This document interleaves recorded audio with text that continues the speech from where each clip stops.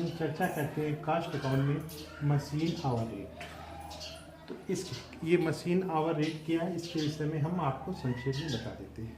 Machine, जब कोई कार्य मशीनों के द्वारा उत्पादन कार्य किया जाता है तो उस पर होने वाला व्यय अपरिव्यय कहा जाता है। उसके अंतर्गत हम उसके माध्यम से हम मशीन आवर्स रेट ज्ञात करते हैं। तो इसमें दो तरह के खर्चे होते हैं, जैसे मैंने पिछले वीडियो में बताया था। एक होता है स्टैंडिंग चार्जेस, दूसरा है वेरिएबल चार्जेस। स्टैंडिंग चार्जेस को हिंदी में कहते हैं स्थायी व्यय। इसमें कुछ जो व्यय होते हैं वो स्थायी व्यय होते हैं, जहाँ एक मशीन चले या 2 मशीन चले या 10 मशीन चले, उसमें व्यय उतने के उतने रहते हैं।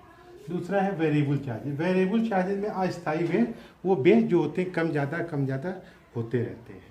तो हमने उसमें पिछले वीडियो में बता दिया था कौन से स्टैंडिंग चार्जेस में व्यय आते हैं, कौन से वेरिएबल चार्जेस में व्यय आते हैं।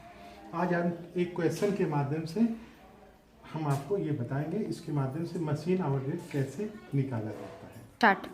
तो ये क्वेश्चन क्या है, compute machine hour rate for machine number 58 from following data.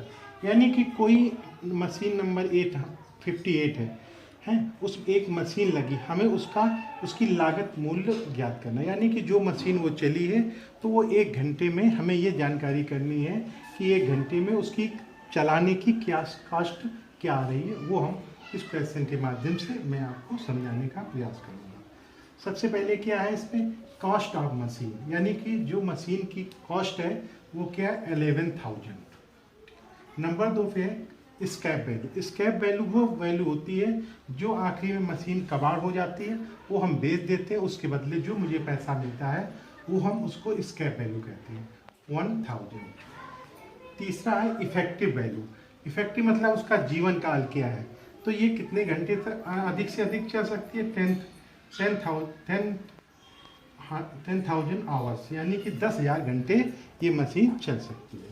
Number 4 पे क्या है, repair and maintenance whole life. जो मशीन का जो मरम्मत है वो 25,000 है, वो अपने जीवन काल में उसने कितना मरम्मत किया 2,500। नंबर 5 पे है standing charges for shop A 1 month 25 working days rate 400, यानी कि 1 माह में 25 दिन वो वर्किंग करती है और उसको 400 रुपये मिलता है। Number of machine in the shop, मतलब कोई एक शॉप है उसमें 10 मशीनें लगी हुई हैं। Number working hours per day, working जो उसका रोज चलने का समय है वो 8 घंटे प्रतिदिन चलती है। पावर यूज पर मशीन पर मंथ, जो पावर यूज होता है 1 मंथ में 75 रुपीज़ पावर के उसमें खर्च होता है। मशीन इंश्योरेंस 5% ऑफ डिप्रिसिएशन, जो मशीन का बीमा है वो 5% है डिप्रिसिएशन का। ये सब वैल्यू दी हुई है। अब इसको हम कैसे सॉल्व करेंगे, यहाँ पे हम नीचे आपको बता रहे हैं। तो यहाँ पे लिख दिया हमने computation of machine hours rates.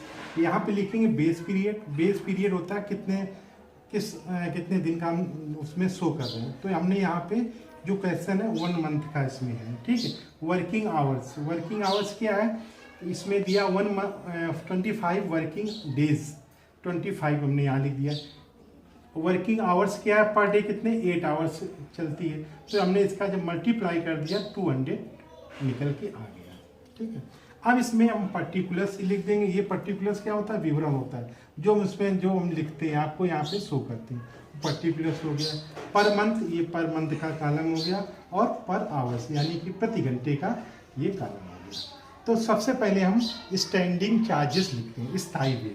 तो इसमें क्वेश्चन में सर स्थायी व्यय क्या है, स्टैंडिंग चार्जेस। तो स्टैंडिंग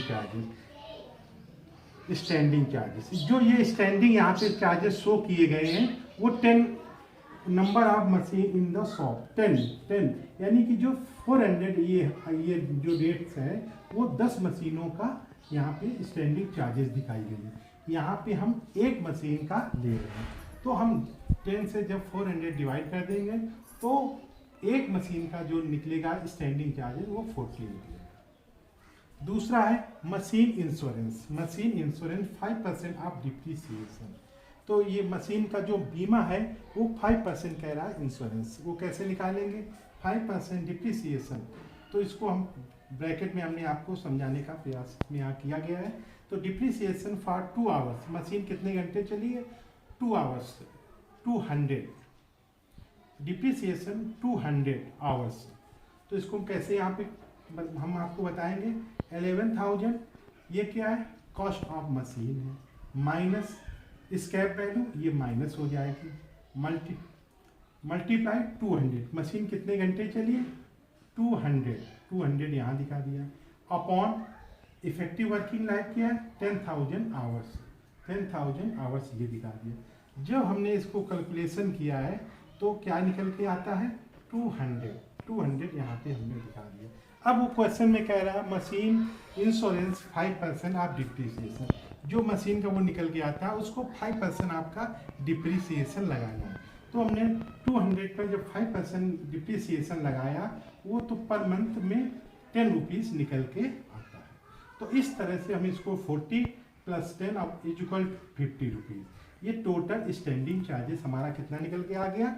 50 रुपीज़ निकल के आ गया। ठीक है, अब इसको हम स्टैंडिंग चार्जेस पर आवर कैसे हम ज्ञात करेंगे? तो जो हमारी पर मंथ है 50 रुपीज़, उसको हमने ऊपर रख दिया।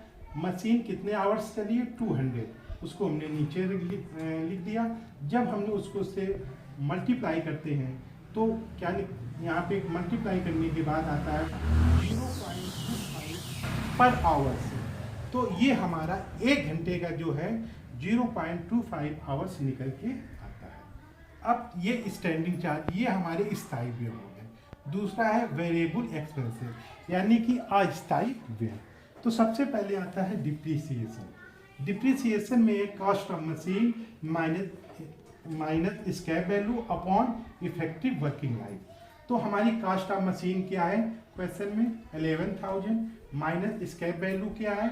1,000 upon effective life 10,000 hours, 10,000 hours. जब हमने इसका कैलकुलेशन किया ये निकल के आता है 1 रुपीज़ पर आवर्स, यहाँ पे 1 रुपीज़ आ गया। दूसरा पॉइंट है रिपेयर पर आवर्स। रिपेयरिंग जो है मशीन की जो होती है वो पर आवर्स कैसे निकालेंगे?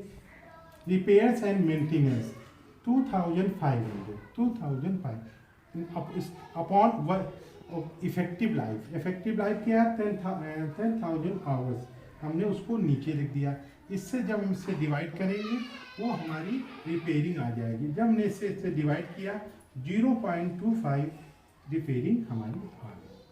तीसरा है पावर पर आवर्स। पावर इसको हम कैसे ज्ञात करेंगे? क्वेश्चन में दिया हुआ है पावर यूज पर मशीन पर मंथ 75। तो पावर पर आवर्स 75, ये पर मंथ हम पर डे निकाल रहे हैं। तो हमारी मशीन कितने आवर्स चली है? 200 आवर्स। तो हम इससे डिवाइड कर देंगे। डिवाइड करने के बाद यहाँ पे आया 0.38 पैसा। तो ये हमारे पर आवर्स जो ये आ रहे हैं, ये इतने चार्ट में शो हो रहा है, ये पर आवर शो हो रहा है। जब हमने इसका टोटल किया, ग्रांड टोटल किया 1.88 निकल के आ गया। तो ये मशीन आवर्स रेट, यानी कि जब हम मशीन नंबर 58 चलाते हैं तो 1 घंटे में उसकी कॉस्ट निकल के आती है 100.88 इसकी कॉस्ट निकल के आती है। तो इस तरह से हम मशीन आवर्स रेट ज्ञात करते हैं कॉस्ट अकाउंट के अंतर्गत। Thank you.